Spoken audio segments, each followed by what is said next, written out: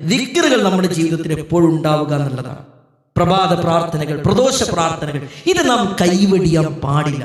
ബിസ്മില്ലാഹില്ലദീ ലാ യദുറു മഅ ഇസ്മിഹി ശൈഉൻ ഫിൽ അർളി വലാ ഫിസ് സമാഇ വസമീഉൽ അലീം 3 തവണ ചൊല്ലിയാൽ ലം തുസിബുഹു, അവനെ ഒന്നും ബാധിക്കില്ല.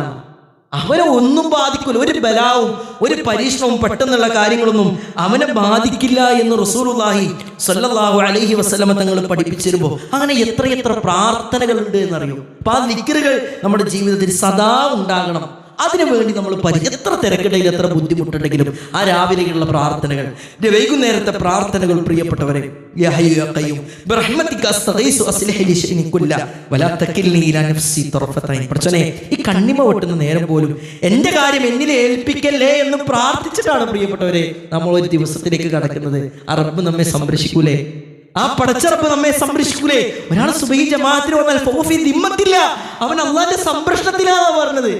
അപ്പൊ ഇതൊക്കെ ഭയങ്കര റിലേറ്റഡ് ആണ് നമ്മുടെ ജീവിതവുമായി ബന്ധപ്പെട്ട്. അപ്പൊ നമ്മൾ സങ്കടപ്പെട്ട് വേദനിച്ച് ഡിപ്രഷനായി ആൻസൈറ്റി ആയിട്ട് പ്രയാസപ്പെടാതെ നമ്മൾ നമ്മുടെ റബ്ബിനോട് ഏത് കാര്യം പറഞ്ഞാലും നടക്കുമെന്നൊരു ഉറച്ച വിശ്വാസത്തോടു കൂടി റബ്ബിനെ സൂക്ഷിച്ച് അള്ളാഹുവിന്റെ ഇഷ്ടമുള്ള പ്രവർത്തനങ്ങൾ ചെയ്ത് ജീവിക്കാൻ നാം ഏറെ പരിശ്രമിക്കുക. അള്ളാഹു സുബ്ഹാനഹു വ തആല പറഞ്ഞതിലും കേട്ടതിലും ഒക്കെ ഉപരി ജീവിതത്തിൽ പ്രാവർത്തികമാക്കാനുള്ള തൗഫീക്ക് നമുക്ക് ഏവർക്കും നൽകി അനുഗ്രഹിക്കുമാറാകട്ടെ.